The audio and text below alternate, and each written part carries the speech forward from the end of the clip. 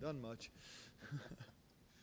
I wanted to ask about the roommates that were in here just now, Taryn and Serena, Yep. and specifically them being roommates. What kind of impact does that maybe have on their chemistry on the court?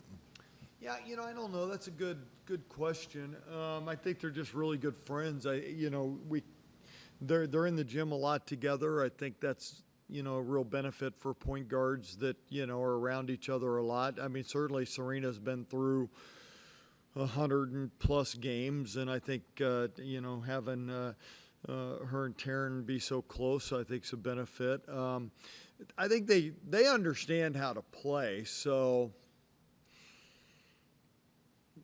yeah, it certainly can't hurt, right? And you do see a good connection with them when they're out there.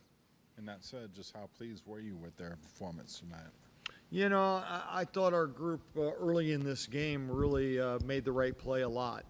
And, you don't always shoot it that well, but certainly I thought we made the right play a lot. Central Arc was committed to two people in the paint, not giving Lee any touches in there. And I thought we had the right aggressiveness, the right passes were being made, and to the right players. So really pleased with the way we started. Can you talk about the press, why you decided to implement it, and how you think it went tonight? Oh, we've been in practice. I came into the game wanting to at least work on it a little bit, and to because we really haven't played it, in the game. So, there's a difference in having some film and taking a look at it. I don't know, I don't know how many times we played it today, but I thought it was okay. That was what Serena said too. What was it that you needed to see from your team coming out of that Vegas tournament, and do you feel like you've seen it?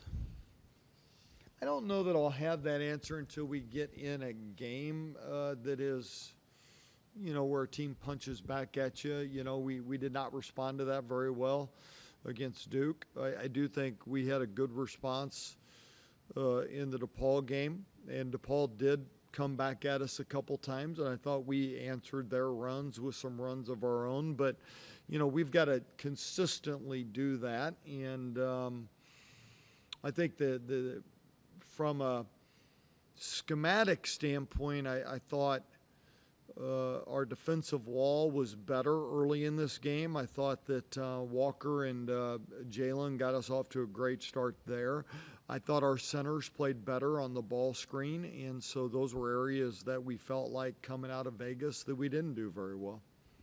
I've heard you talk about ball movement at various times throughout the season. Just what did you think of how they moved the ball tonight to get open shots?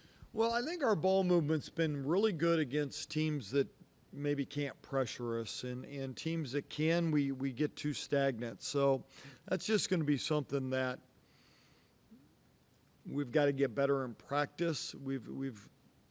I think our ball movement, you look at the games where we've had these kind of margins, has been really, really good. But doing it against pressure teams, doing it against those, that's probably in some games it's got to be practice. We've got to be better at it in practice, and I think we're still too inconsistent there.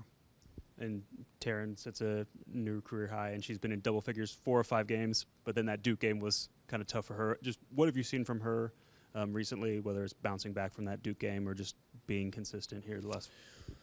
Well, I think she's shooting the ball extremely well.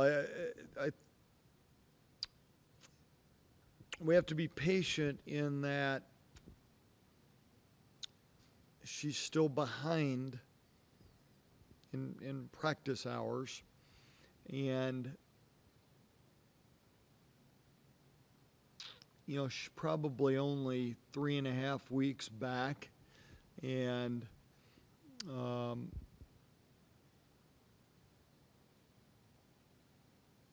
I don't know that we're seeing good things in practice. These type of games are good for her just to, one, get in a rhythm, and I think continue to develop good habits, but it's not the type of defensive pressure that we faced against Duke. It's not the size that we faced against Duke. Once again, I'll just get back to these games are good because you have to do it when the lights are on, but practice is probably more important for her to get consistent practices. And do you have a timetable on Gisela Sanchez? Well, I think I do have a timetable. I think at the earliest it'd be 2 weeks. I think at the longest we think 4 to 5.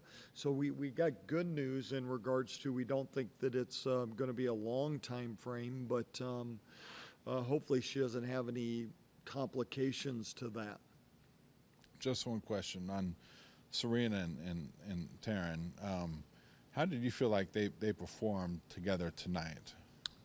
Thought they played really well. I thought, I think, I'll just go back to the transition game. I think is really good with those two on the floor. They both understand where to run. They both pass the ball effectively. They both have their eyes up the floor. The ball tends not to stick with them. They move it to the right player. They make a lot of right plays. Taryn is still, I think, getting an understanding of how we're wanting to move her around. And so I think that continues to get better every game. But in particular, how they play together, I think they're always looking for each other. They know each other's habits very well, and I think they play really well together. Jazzed about beginning a stretch today of probably playing more games than you are practicing at this point. Because I think it's 4 games in 8 days. Yeah. I mean, players love it. Coaches not so much. My coach used to say all the time that practice is for coaches and games are for players, and I think he was right on that. I mean, they should love this stretch. I would prefer more practice time, but I think it's good preparation for both, right? I think for us, what it does is it gives us the opportunity to go deeper on our bench, and we were able to do that tonight with Amani Lester. She was able to play the 4 some. She hasn't done that much. We were able to play her both at the 4 with Yoki and Kennedy. So those are lineups that we don't practice a whole lot. So I think those will be good opportunities. We were able to move the guards around. So that's the positive of playing a lot of games and having a margin. I give our team credit. We've been fast starters, and we continue to be fast starters. We've gotten out of the gates in these kind of games very, very well. So I'll give our group a lot of credit for doing that. It appeared that the Sugar Bears did not want Aoka Lee to be the all-time leading scorer against them tonight. Do you catch yourself scoreboard watching it all or keeping up with her numbers just based on that? No, the Sugar Bears did not want her to, but I blame fan experience and anybody talking about it early. I'm kidding about that. But 100%, it'll happen when it happens. And they were committed early to not, whether that be the record or not. I think they came in to try to win the game, and they know that if you play Lee one-on-one, you can't match her, and they needed us to be cold from 3. Unfortunately, for them, we were not cold from 3. We made a lot of right plays, and I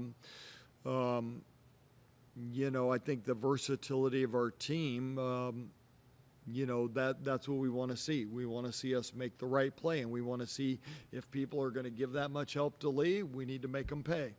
If they're going to play her one-on-one, we need to make them play. Kennedy has played a role in that as well.